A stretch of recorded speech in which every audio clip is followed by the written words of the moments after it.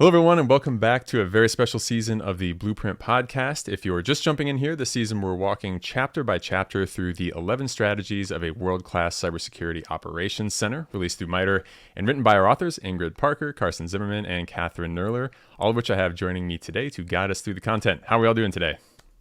Great. Great. How are you? Fantastic. Ready to jump in? Let's do it. All right. So, in our last two episodes, if you didn't catch those for listeners, we had Chapter 0 on fundamentals and Chapter 1 on knowing what you're protecting and why. And those are two really important pieces for building any SOC foundation. And now we're going to continue on talking about how we need to give the SOC the proper authority it needs to do its job correctly. So this is a shorter chapter, but another one that's incredibly important in my mind. And it's one of those things that I think we have some really incredible, even though maybe somewhat shorter points to make for this one. So for this, let's start out with our basic question that we're kind of kicking off every episode with, which is what inspired this particular chapter and why is giving the SOC the authority to do its job so important? I can go. This, of all the chapters in second edition, 11 strategies, that changed the least, I would say this one changed the least from first edition. And there's a couple reasons why, right? It's the notion that you need a piece of paper where what the SOC does and who it does those things for at a high level is it's critical to so many SOCs. And one of the things we'll talk about a little bit today is how much that organization needs to write down in detail and how often that needs to be revised is highly dependent on the culture of the constituency that the SOC serves. But I have noticed in my travels that SOCs often get caught. They're slowed down or even hit brick walls when what needs to be written down doesn't match the culture of the organization. And others just tell them to get lost. And that's particularly challenging in the heat of the moment. And so, go ahead, Ingrid, or whoever was talking. I was just going to say, and so writing down and putting it in the charter, you might put more, you might put less, but it really helps to start build those boundaries around what the SOC is supposed to do. And when you start then getting into how are you measuring your SOC? How are you, knowing if you're even doing the job that you set out to do? This is the place where you can codify that and figure out if you're actually doing the things and hitting the objectives you even started to do for building this SOC. Yeah, and just to build on that, some of the purpose of the charter is actually the process of the charter. So you're meeting with senior people in your organization so that they know when something happens, oh, wait, we talked about this when we were writing the charter. So some of it is, it's handy to get the buy-in of people around you so that when something, you don't have to do that in the heat of the moment. And that's part of what a charter does for you. So yeah, one of the big things in the beginning of this chapter is just talking about the SOC Charter, right? Which is this document that is kind of a foundational, kind of keystone document that a lot of things are probably going to flow out of. And one of the things that you have in here is kind of what a charter is and why it needs to exist. So what's the best place to start when it comes to creating your first SOC Charter for the average SOC? Well, I think that goes along kind of with what Kathryn talked about. I'll steal a little bit of thunder from Chris Crowley, who, when he talks about building SOCs, one of the things he relies on really heavily is the notion of a steering committee for the SOC. I tend to agree in the sense that, regardless of what you call it, the notion is that the SOC exists because other executives, often in IT and risk management and governance, decided that it needed to exist, right? So it's exactly what Kathryn is talking about, and there's different dimensions. There's what functions and services does it provide, and we talked about that before, and we'll talk about it even more in next chapter. And then one of the other important dimensions, particularly in large enterprises, is which assets, organizations, users, et cetera, does it serve? And that's also really important later on when we talk about outsourcing. I've noticed that going back to one of the points I made is that when there's ever contractors or outsourcing involved, the importance of drawing finer lines in writing around charter or subordinate authorities goes up, because you've got to ensure those seams don't have gaps. Yeah, so it's kind of a concept of operations and maybe how you are going to interact with those external groups if you have those out there. A scoping document, as I understand it, right, to kind of say this is the stuff you are absolutely responsible for protecting. And on the flip side, what are you not, probably as well. So this is probably something that every analyst needs to probably read and be very, very familiar with, right? Because it defines the boundaries of what they're actually protecting. Is that correct? Absolutely. Yeah. That's true. And just to add to, the boundaries are always a conversation. So there's partners that may be outside of the organization. Sometimes there's really sensitive groups within an organization that don't want the SOC to have anything to do with them. They're not monitoring it or anything. And so those are conversations that need to happen during that charter. So defining what is in for the SOC and what is not in for the SOC. Another area is these clouds that we keep having, so that's outsourcing of the technology. And so knowing how the incident response and that kind of stuff happens operationally is important to know as well. So just building on what Carson was saying. I'll add one more thing, and that is, remember we talked about composite inventory in strategy 1. One of the things that can make this very real for everyone involved, the SOC and otherwise, is ensuring that the definition of the SOC scope is realized in how that composite inventory is divvied up. This is particularly important when there's any outsourcing or federation or hierarchy of SOCs in place, especially like the situation that Kathryn talked about is oh, you don't want our help for the following things. Great, we're going to tag that in our inventory and we're going to we're out.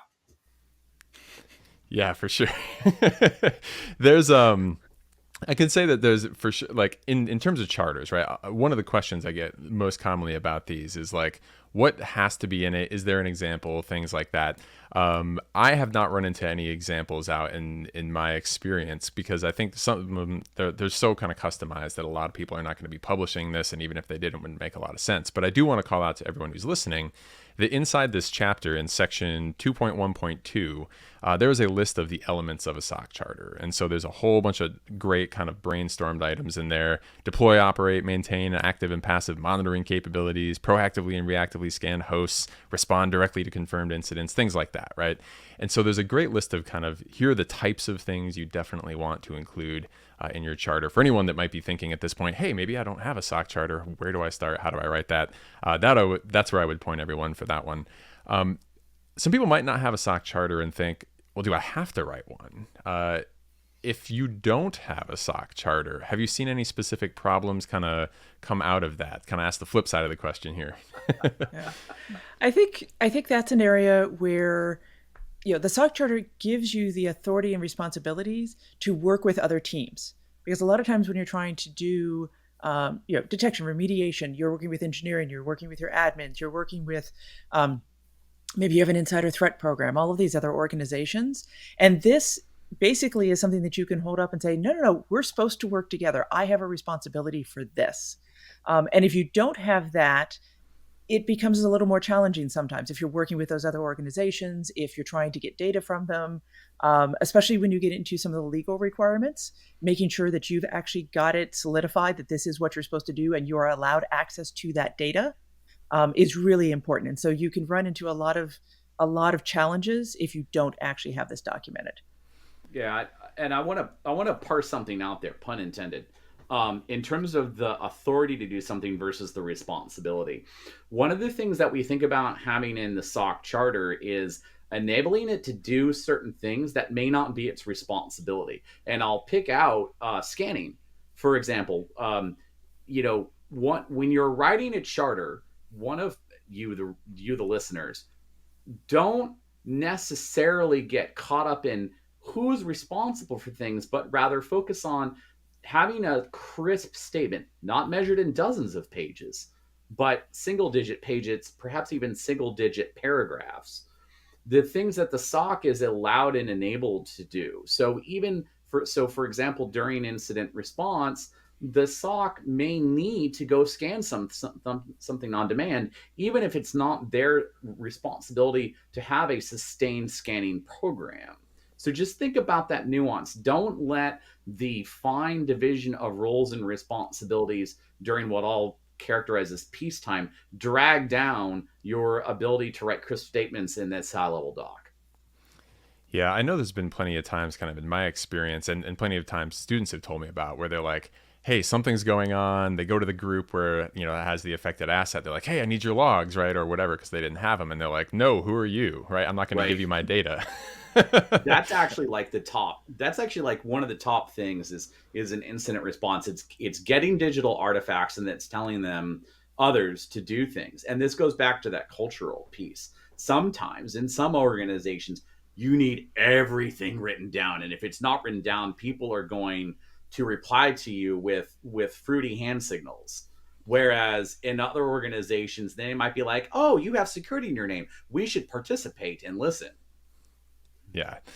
Yeah, we definitely don't want to be like scrambling and wasting time trying to decide who's allowed to do what, right? When things are going on and the attacker is progressing, it's not a case of like, oh, I don't want to give you my data. Like you need to keep things moving, right? Like we talked about with the OODA loop before. So yeah, this is in my mind one of those things where you show up. If someone doesn't believe you, you pull out the charter, you're like, here it is, it's signed, right? Management said I can get this data, right? And hopefully that helps smooth things over. So I think that's one of the most important things here. And if people are wondering, do I need a charter? If you've ever run into that problem, that might be the thing that a charter helps solve for you. Anything else on charters before we kind of shift to talking about a very related topic, the organizational alignment and working with other groups and kind of where you report up through? Yeah, it's really important to know what's not in the charter as well, right? So some SOCs are not allowed to do the actual incident response, which is kind of odd, so they can find stuff and then they have to hand it off somewhere else. If there's things like that, that's really important to document as well. So not just what you are doing, but what you're not doing. Yeah, especially if it's a key SOC function normally. Yeah, definitely. Ingrid?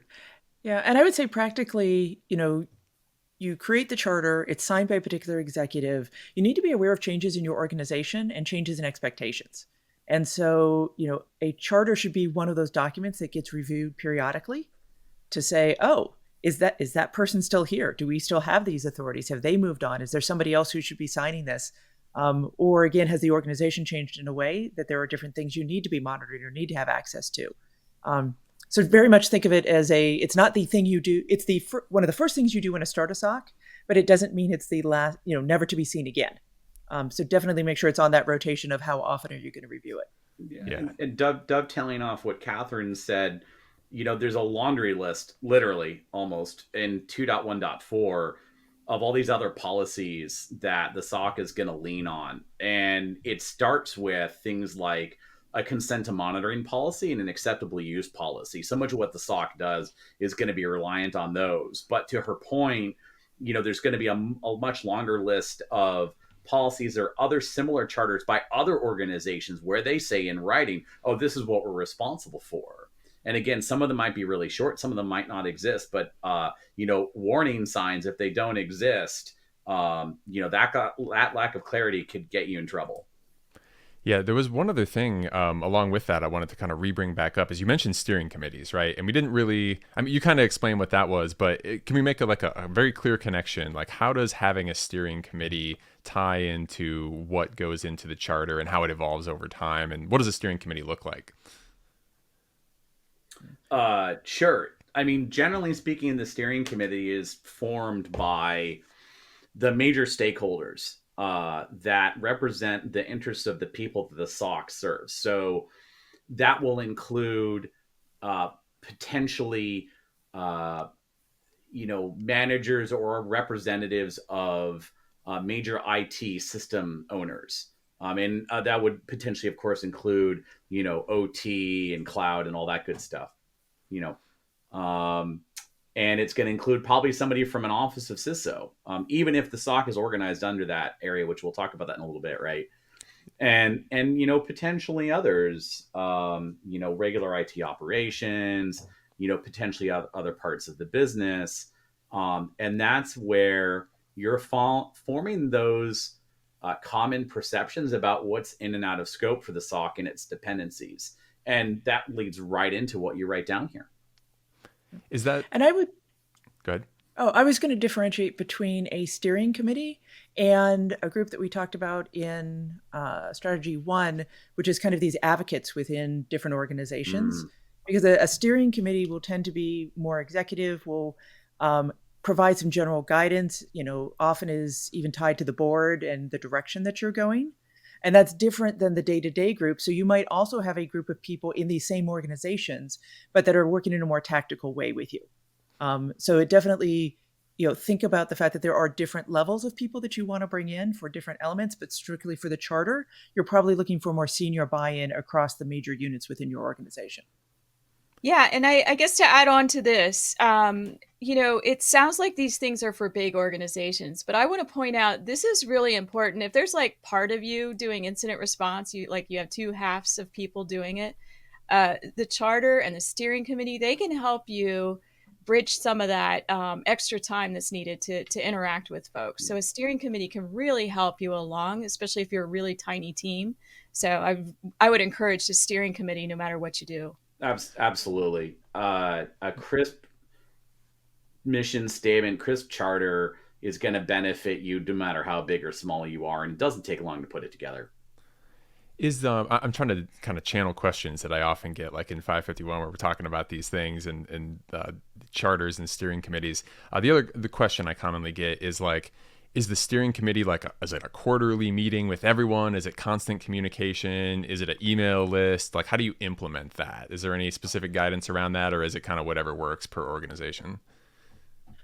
Yeah, I think some of that's a culture question, and it'll depend on your organization. If you're really small, though, maybe it's just going around as an incident responder and meeting the right people that belong on that steering committee, and it's a little more informal, and then you jot it down and just kind of follow it up. And then you can do more formal things as you get larger. Perfect. Yeah.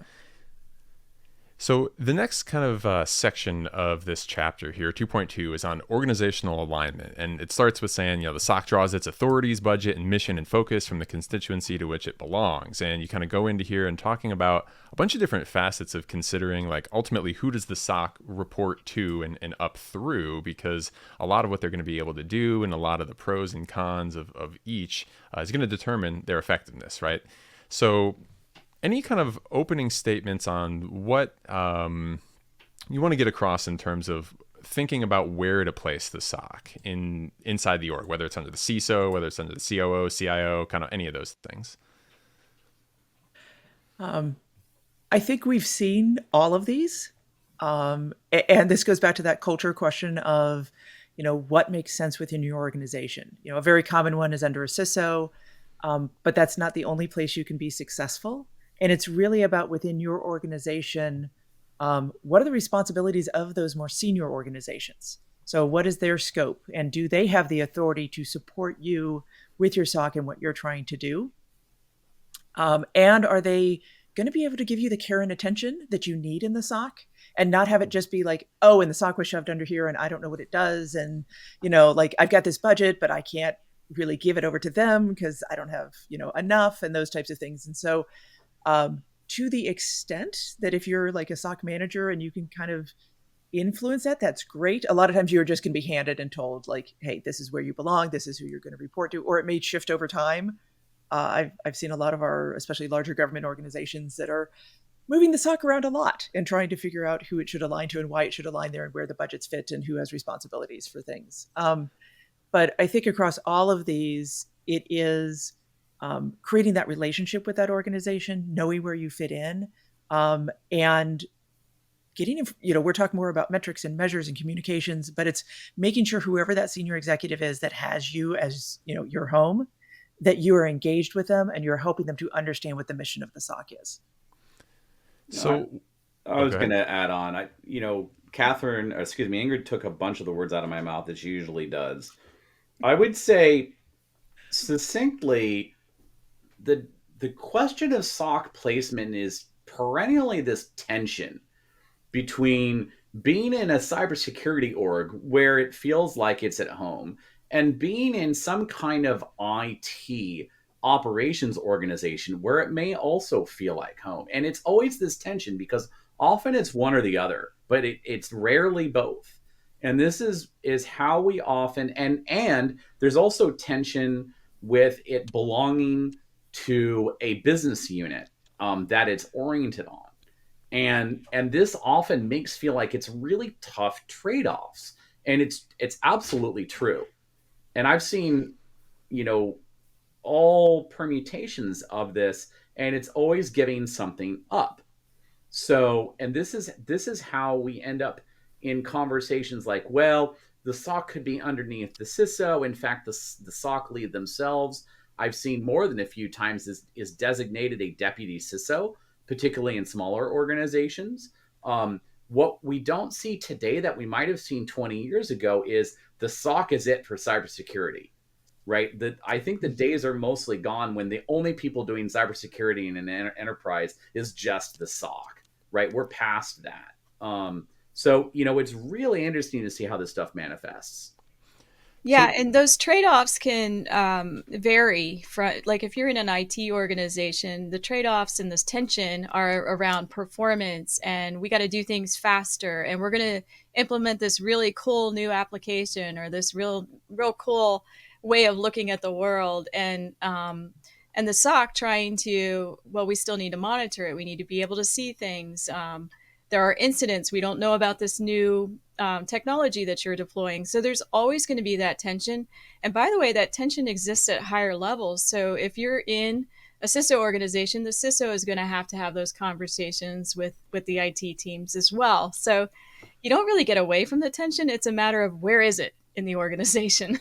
Yeah, and I'll add one more thing. And that is where I get worried is when the SOC is placed organizationally in a way that draws it away from its core focus of finding people in cyberspace doing bad things and then doing something about finding those bad things. And when it strays way off into the depths of compliance land or the depths of, what news article did the CIO or CISO or CEO read today, and chasing after that and getting randomized to bits is where I really get worried.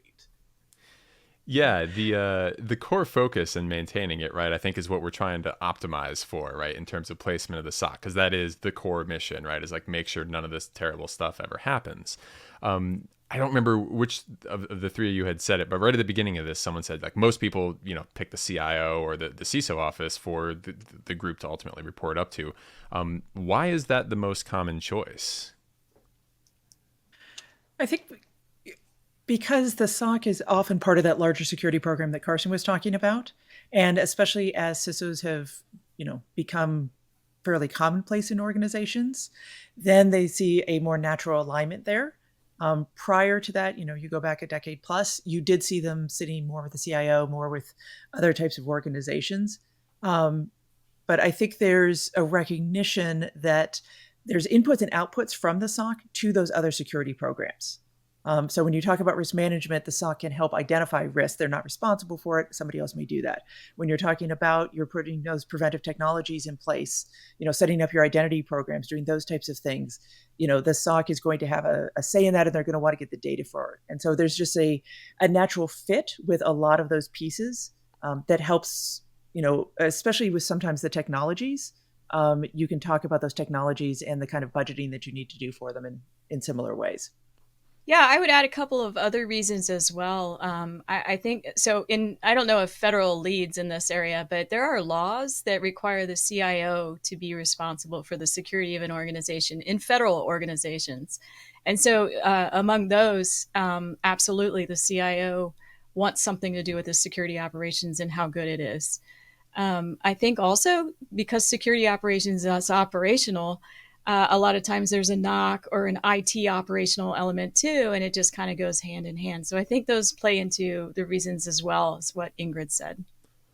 Yeah, I see you listed a couple other common choice, well, maybe not common, but other possible choices in this section as well. And CIO, CISO is at the top, but speaking of operations, the COO is one other location that people might be talking about. Why would someone choose to put their SOC under a COO instead of a CISO? I can offer a couple thoughts there. And for what it's worth, saying COO is shorthand for different orientations of the SOC, where maybe it's in a federated state, where maybe you've got a large sprawling organization and you've got SOCs that are placed in a business arm of a greater enterprise, and that absolutely changes their focus, because they're less worried on like this central kind of corporate stuff, and they're more thinking about, how do we keep the business going, and how do we integrate the SOC's use cases in the business, which we all recognize is something they've got to do regardless. So getting back to that tension thing, it's sort of like, the SOC is going to be placed somewhere, and then it's going to have to offset the tension that creates with where it's not. Yeah, that makes sense. There's a lot of different, other options as well beyond the COO. We have the CSO, you have paired with network operations under IT ops and some other things as well. Given this need for focus on certain activities and certain types of organizations, or if you have a federated or hierarchical SOC, where might you use one of these other options, like a CSO, or paired with network operations center and IT ops as one of the other ones you have listed? What would bring someone in that direction? I think the NOC is particularly interesting. I've worked with a number of organizations that have merged or unmerged from the NOC for various reasons. And the merges often occur for trying to gain efficiencies, really trying to say, hey, a lot of times your ticketing system might use the same thing. You might be looking at the same data. Something like NetFlow might be used by your network operations for monitoring health of the network, where your SOC is going to be using that for a security perspective. And so organizations will see this and say, hey, there's overlaps. Where we've run into challenges is recognizing that the skill sets between those two organizations are actually very different. And if an organization tries to say, oh, I can use somebody over in the SOC, but next week I'm going to rotate them over to the NOC, even though you might be looking at the same data, you're not looking at it the same way. I'm seeing these big head shakes from my co-authors of, yes, we all know this. And so we have found that from kind of that entry point in, so if you have a help desk, if you have some of those basic areas where people are saying, hey, something's going on, I need to report it, that is a place where you can gain some efficiencies. You can have some overlap in tooling, especially around like incident ticketing systems. But the ones that have been really successful with that merge have accepted that there are two different missions. They are equal to each other, so they don't make one subordinate to the other.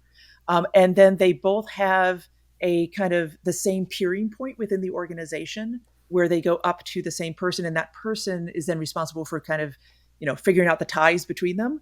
So are we going to shut this down, or are we going to let it run? I mean, that's often the tension that comes between the NOC and the SOC. And so somebody at an equal level has to be able to make that decision.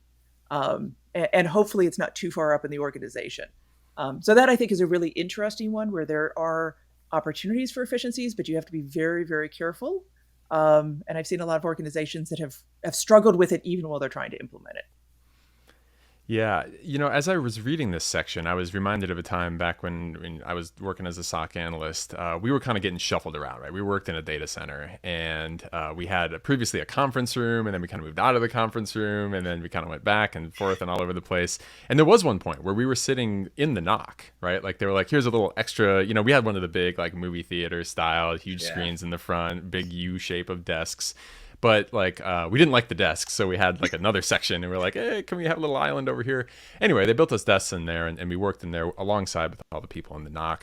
And we definitely did have a little bit of that cooperation going on, but at least from my experience in that particular situation, I would say 99% of the time, we didn't really need to interact with them in a lot of different ways. Like our tools kind of took care of what we needed to. So I would say, that's an interesting thing, and it kind of meshes with, what my experience was in that. Is like, you kind of have different concerns. A lot of incidents may or may not require that kind of coordination, but in certain situations, that might be one way that you can maybe report up in this way, but still get the communication benefits of working where you're in the same room, but maybe you report in different places, and kind of blend some of those approaches. Have you seen anyone else do anything like to that extent, or kind of try to get it both ways at the same time? Oh, I'm having, a combination of dreams and nightmares returning to me, right? Because I experienced a similar situation, back in the day. I would say this is yet another place where I'm going to reiterate that the SOC's regular engagement, ranging from "was that you?" to "help me understand this alert," to "what systems are you putting in place next quarter," is critical. And it doesn't matter where it's located. In fact, if you're doing that right, the SOC is not necessarily going to feel like it's got to be next to the NOC. And I would also offer, we're using the term NOC here. I think when we think of that, we're thinking of all things IT and OT operations, particularly in the case, you might not have a network, right? If you're all cloud, right? We're just using old parlance because it's easy for us to wrap our minds around it. Yeah. So in those situations, it may not even make sense, right? A new org, no real like data center, no one sitting, connecting cables to anything. Right. If it's all in the cloud, totally different game, right? So yeah, that's one of those features where you kind of have to, or factors where you have to consider, does that even make sense for us, and how does that weave in with what we have to do? The last thing you had listed here was having a SOC embedded inside a specific mission or business unit. Could you speak a little bit to maybe where you've seen that, or why you might want to do something like that? Yeah, so I think we've seen a lot of different kinds of variations on that. Some of them were like if it's a large business unit, like the main business for a particular organization, being inside as the SOC, at least having a representative sitting with the mission, you really understand where the important stuff is. Back to the composite asset inventory, and where are you storing things? Are they in a cloud environment? You have a lot more, ability and context to work directly with a mission unit. So the context is key to everything we do in a SOC anyway. If you're in a mission area, it can help you with that. And of course, there's drawbacks too. I can hand that over to someone. I think a lot of this part is thinking about where are the boundaries drawn within your organization. So if you have enterprise email and that is across your entire organization, it doesn't really make sense to break it up by a business unit and say, well, you're responsible for the email for your part of the organization. But if you do have particular technology systems, data accesses, user bases, everything else that can be somewhat separated, then you can, and they're going to be measured, and maybe you have different risk models across your organization, then it can be really successful because you are trying to protect things in a way that is unique to that part of the organization. And so I think you see this when you have large organizations that have multiple business units, you have acquisitions, you have other types of things that make the organization so it's not completely consistent across where you're at.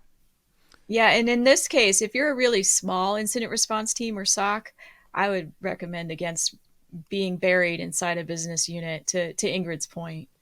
Yep. There was one thing I was thinking about as I was reading this section, and this isn't in part of the book, but I think there's more kind of conversation gathering around this. So some of the folks over in the kind of Google security group have been talking about this idea of the autonomic SOC. I don't know, has anyone read anything about that? Kind of like embedding security people specifically in certain projects to kind of own the security of that project. It sounds very similar to this, right?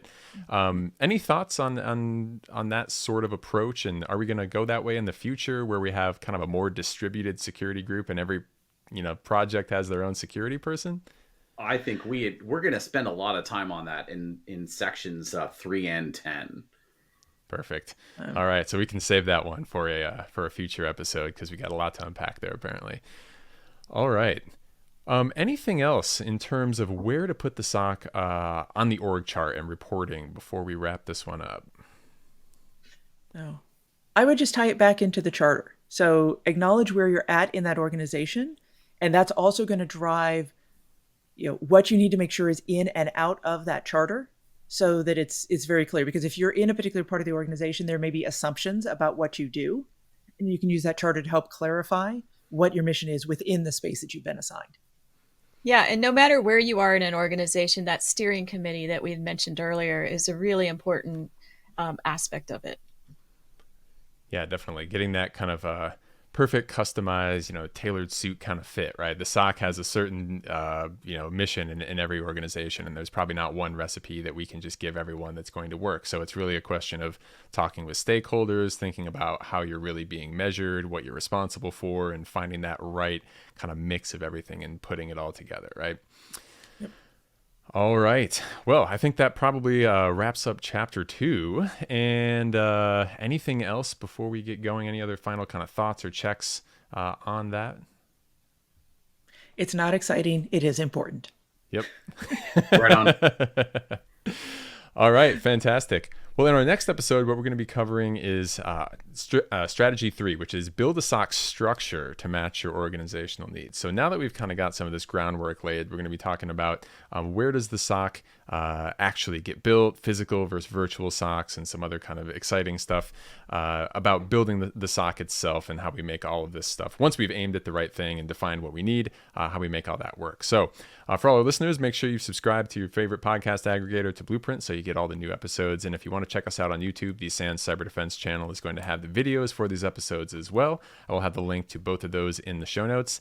And thank you again, everyone, for joining us for this episode, and we'll catch you on the next one.